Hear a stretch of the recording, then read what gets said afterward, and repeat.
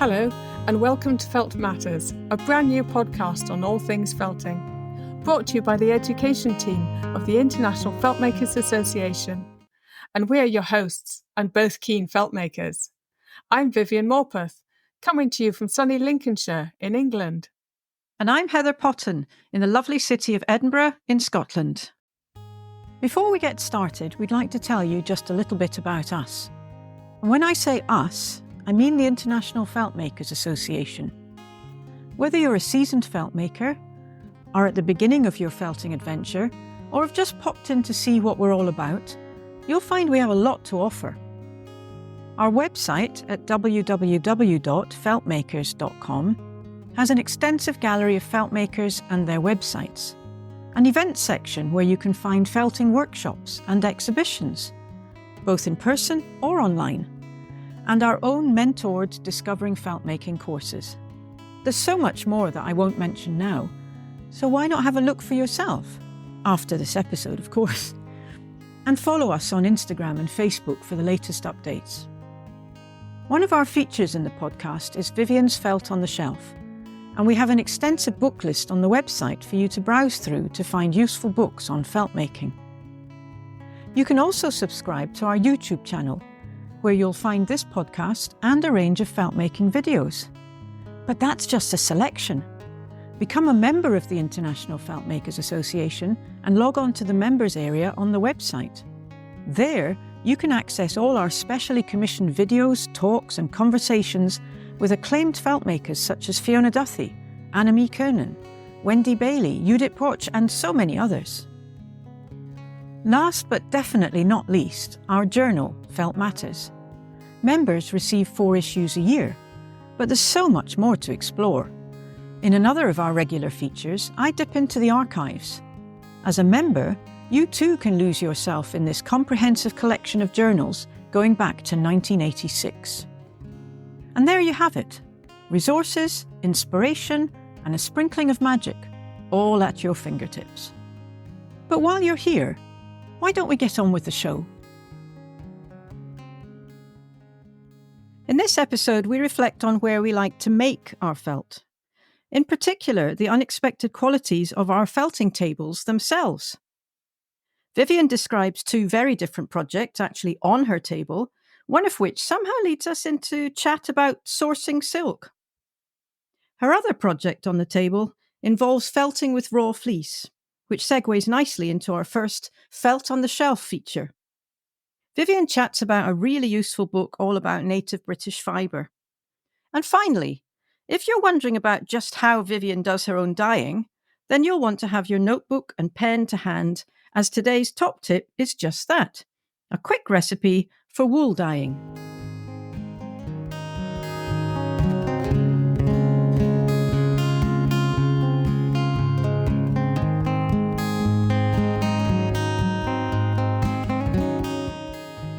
In our last episode, we talked at some length about my felting table and how I started felting and how things changed as I got a studio and why I think that my table is a really important thing to me.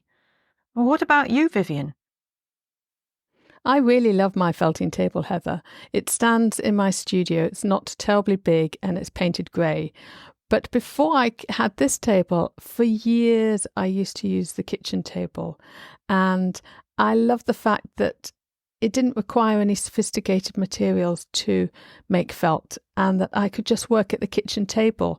And for many years in my mind, I called my felt midnight felting because I always felted after the family's activities and quite often when the children were tucked up in bed and I had a long stretch of time, maybe 3 or 4 hours when I could concentrate and make a piece of felt. And for many years, I just enjoyed that on an old table and then an old table that had come from our family home. It was a sort of oak dining room table, but of course I put lots of covers on top of it. But now my felting table came to me in rather a nice way because when I had my studio converted from an old little tack room and coal shed attached to our house at the end of the kitchen, I was looking for a table to put in the centre of the room. And I thought, I'm not just going to get any old table. I'm going to wait and wait. And I was cycling past one of our charity shops in the town where we live here. And I saw this, what I thought was a perfect table. It was grey, it was sturdy. It has a foot bar underneath down the centre, giving it extra support.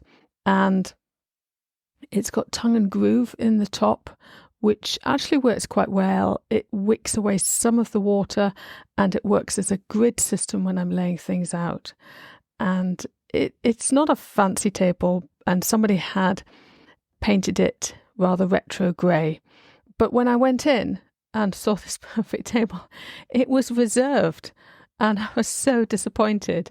And I got home and I was telling Nigel, and he said, "But that's amazing. I've just been in this morning, I saw that table, thought it was perfect for you, and reserved it for you."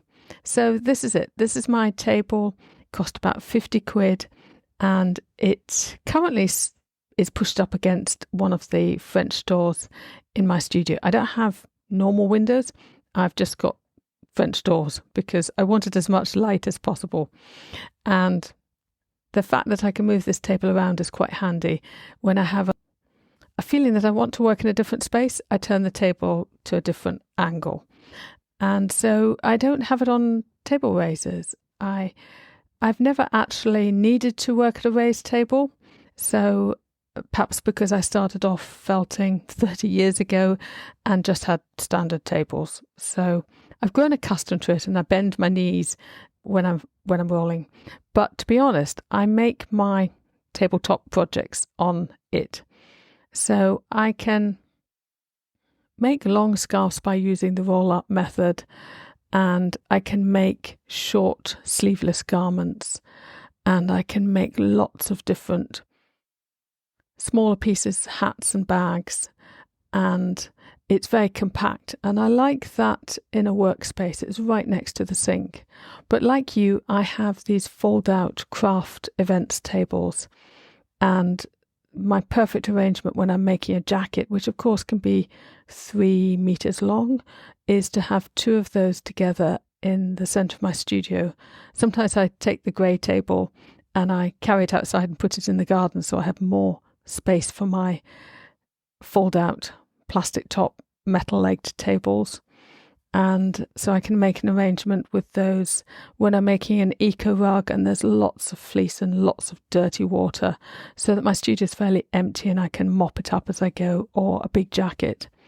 So my felting tables vary, but my fixed table is my grey sturdy table that I can sit at a needle felt and look out into the garden, or I can stand and make quite large pieces using a rolled up method. And that's what I like when I'm felting at my table.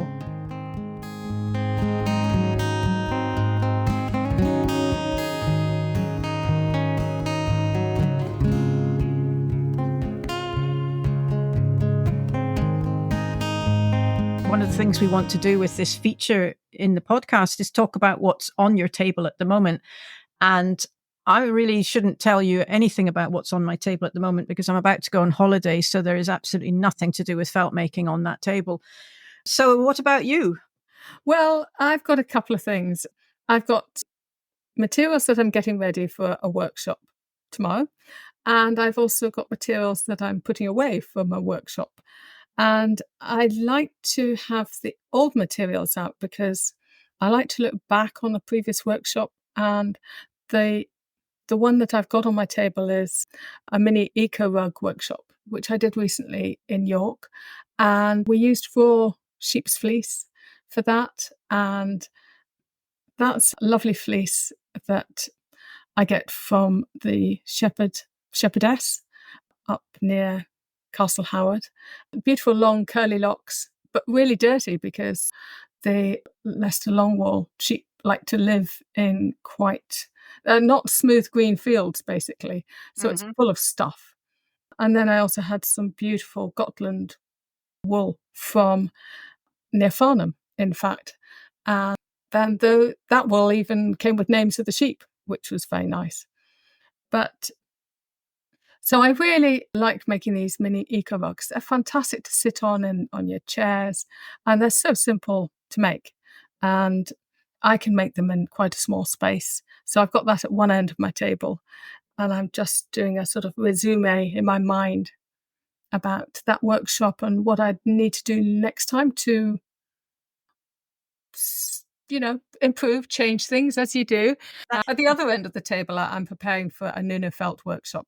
So I've got lots of lovely silks, and I've looked at some interesting fibres and some beautiful shades of merino wool. And your silks, I used to spend a lot of time in charity shops, just going along the rails, touching everything. And I would find silk that way, just go along and sort of pinch all the blouses and all Yes. the skirts to see if there was anything that was in silk. How do you source your silk? Well, I suppose living in Edinburgh, you might have more of that opportunity. But in my area in North Lincolnshire, there's not much silk in the charity shops, and so I buy white silk. I buy it, I call it bulk, but of course it's not really bulk. About 10 meters at a time, and then I dye it using acid dyes that I get from our wool merchants here in the UK. And because it's a protein, then it takes up the dye beautifully. And I tear it into strips and dye lots and lots of different strips, and I put it in a rice steamer for about 20 minutes, and it comes out, and it's just beautiful shades of different dyes. I sort of mix the colours up, and then rinse them and dry them. And so I've got into the way of just using my own dyed silk rather than working with patterns that have come from another designer into my work. But I can see there's a lot of place for that. And sometimes I long to have a lovely pattern that would work alongside other hand-dyed silks. So I I'm quite yeah. interested in painting silk as well. Yeah. I have lots and lots of silk scarves that I acquired over the years, even some designer dresses, which I still Oh, reckoned wonderful. was worth it for the silk. Yeah, North Lincolnshire really doesn't really No, do that. and it's interesting that there are fewer and fewer silk dresses and blouses around. They're more polyester nowadays, unfortunately. But I think what I find fascinating is that you've got a pattern that on the silk looks like one thing, but then you combine it with wool and felt, and you get a completely Oh, different it's incredible, isn't it? design. And obviously, depending on the colors behind the silk, then you can transform it. So quite often, a pattern that I do not like in the silk, once it becomes a piece of Nuno felt or felt with any kind of surface design, it's beautiful. It's really like some kind of alchemy, isn't it? How it changes.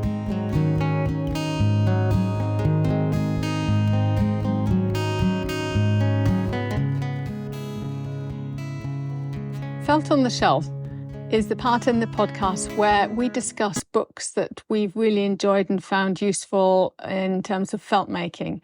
And I'm going to begin in this episode. I'm particularly interested in books on felting. And so I have a small collection that I've been building up over the past 30 years whilst I've been felting. And I bought these at various international felt makers conferences.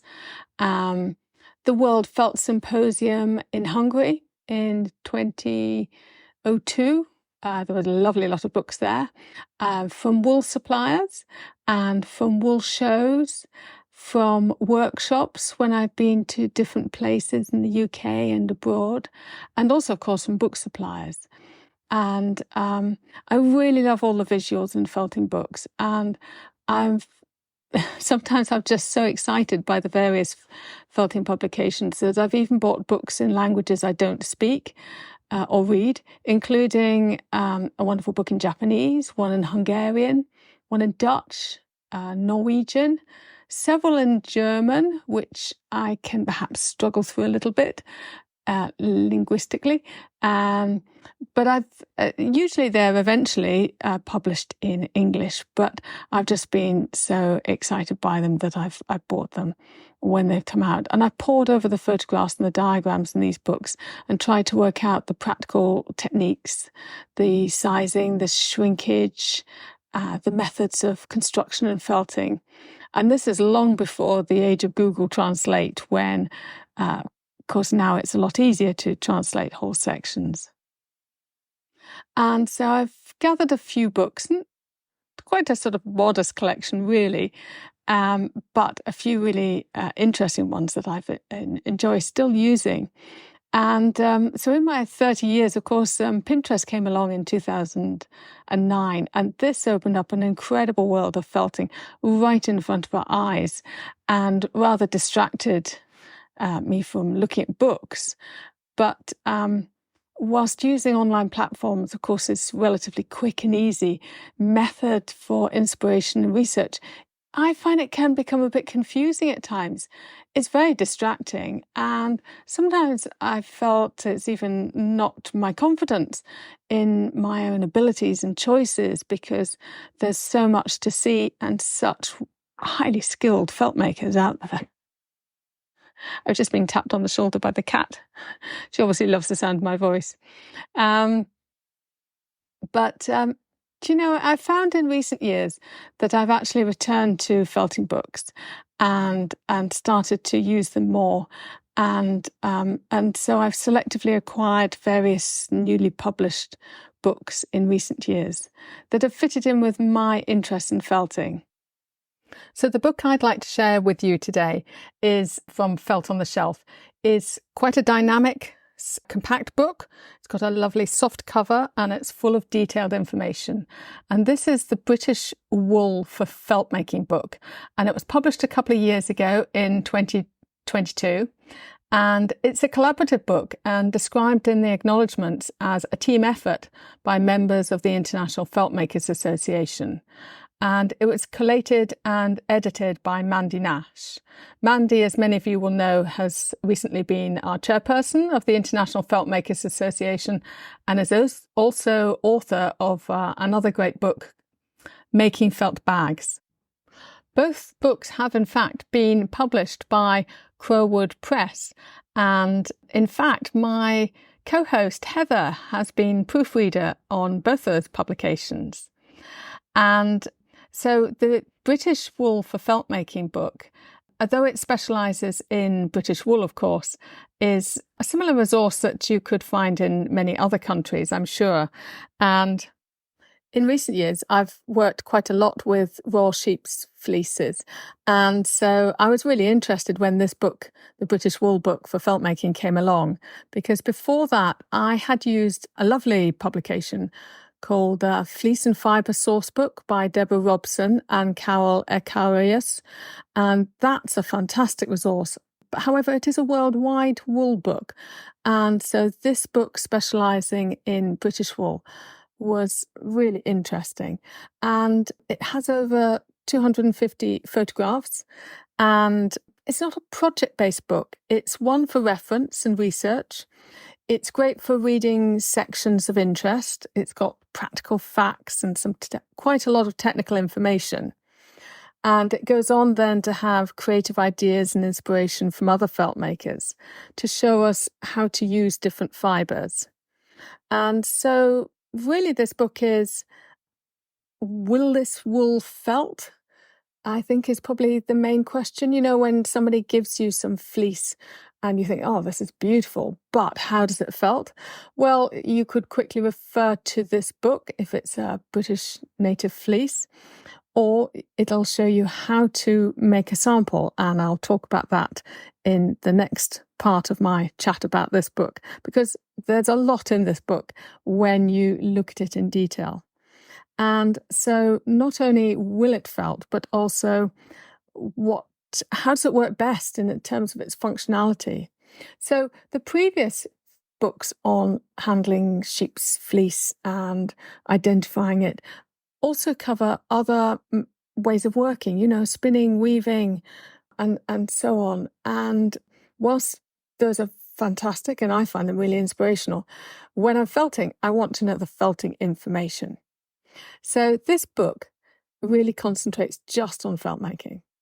And in the first couple of chapters, it begins by explaining the British classification of breeds, the nature and structure of wool, and the felting process, both wet felting and needle felting.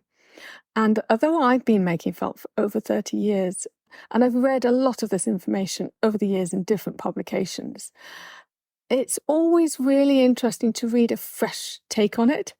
And of course, the journal's really good at that, at the Felt Matters journal from the International Felt Makers Association, because it keeps us up to date. It's got the up-to-date information and articles about handling and working with raw fleeces. However, this book, because you can dip in and out of it, is a quick reference for that. And despite my years of felt making, I've learned quite a few new facts to add to my little chat when I'm teaching felting and talking about fibre. And I think as a teacher, it's quite important to keep on top of that knowledge and have it at our fingertips. And so it would seem that the British classification is based on actually 7 different categories, depending on the quality and type of wool produced from the sheep. And this book gives information on many of the key British breeds, not all of them. Apparently, Britain has more native breeds than any other country in the world for a variety of historical reasons. And so this is a really valuable resource for us felt makers. And so in my next chat about this book, I'm going to look at it in closer detail.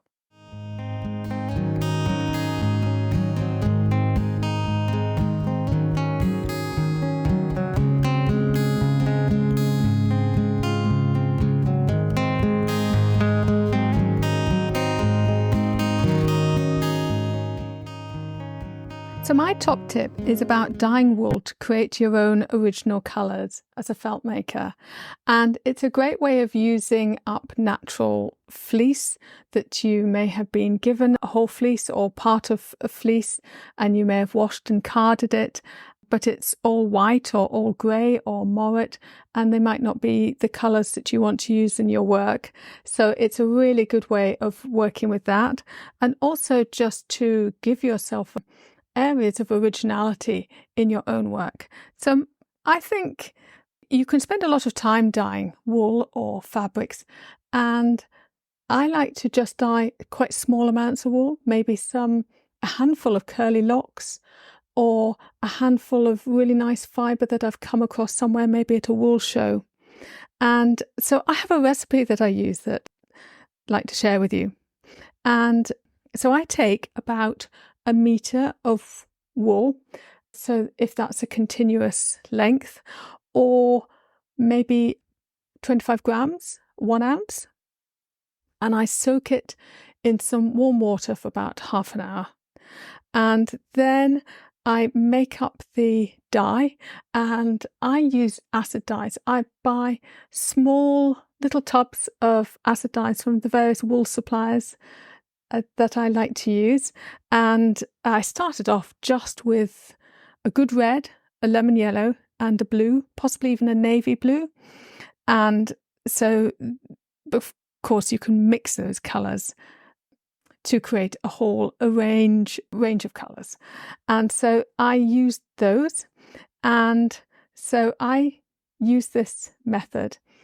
I take a teaspoon of acid dye powder, and I put it in a clean old jam jar, and then I pour in a little bit of boiling water from the kettle, stir it, obviously with a teaspoon that is not used for anything else and not in the kitchen, and then I put in 2 teaspoons of vinegar, and preferably a white wine vinegar or something like that, but I have been known to use just ordinary vinegar when I've been desperate. And then I top the jar up with cold water, and I keep the lid, and I can keep that jar for quite a few weeks actually. So if I'm going to dye a piece of wool, I will maybe make 2 or 3 different colours. And then I use those very basic plastic pipettes. And so I take my wool that I've had soaking, I lift it out carefully without agitating it, just give it a little squeeze to get the excess water out. And I lay it in a zigzag manner across a piece of plastic sheeting or an open plastic bag. And then using the pipettes, I suck up some of the dye and then I squeeze it on over the wool in different areas so that the colours are nearly joining. Then when I think I've got enough dye in there, I'll take another piece of plastic and press down on the wool so that the colours merge and begin to bleed into each other. I pick it up, turn it over, make sure that the dye's gone all the way through, and then I roll it up. And for my steamer, I use a very inexpensive rice steamer. The sort of thing that maybe students might use. It's an electric one that you plug in, so I don't have to use it in the kitchen, of course. I can use it in my felting space. And I plug that in. It's got some water in the bottom. It's got a little, like a colander tray. So I then put my wrapped in plastic bit of wool in there and I steam it for about 20 to 30 minutes. Then I leave it to cool down until it's really cool. And then I lift it out, unroll it from the plastic, and then pop it back into the colander tray. And then, oh, I'm sorry, there's a helicopter going overhead. I live in an area where there's a few helicopters sometimes. And so then I place it using the colander in cool water and I rinse it. So I can rinse it several times until the water's clear. But each time I'm lifting it in and out, I'm using the colander to support the wool. So I'm never holding it myself. So it's not getting felted.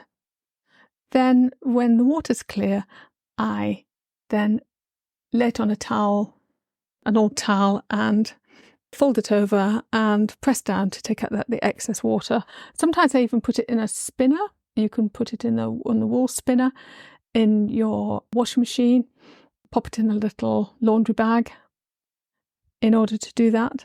And then I leave it to dry. And when it's finally dry, I give it a little shake and that enlivens the fibres again and they move apart so they're not sort of claggy together. I find that a really successful way of dyeing. And I noticed that in the British Wool for Felt Making book, there's a lovely recipe. So if my recipe sounds hard to follow, then have a look at this one, because within about 3 or 4 pages, they've put it all together very clearly. And it's a good recipe. I followed that one as well. And it's got really nice examples of the wool and other suggestions about popping it in the microwave and so on. So my top tip is have a go at dyeing and just dye a small amount. Don't feel you've got to make it purposeful and dye loads. It's easier to handle small batches at a time with more successful results, I think, if you're starting out. And it really enlivens a piece of felt work to have an original hand-dyed piece of colour. So that's my top tip. Have a go. Enjoy it.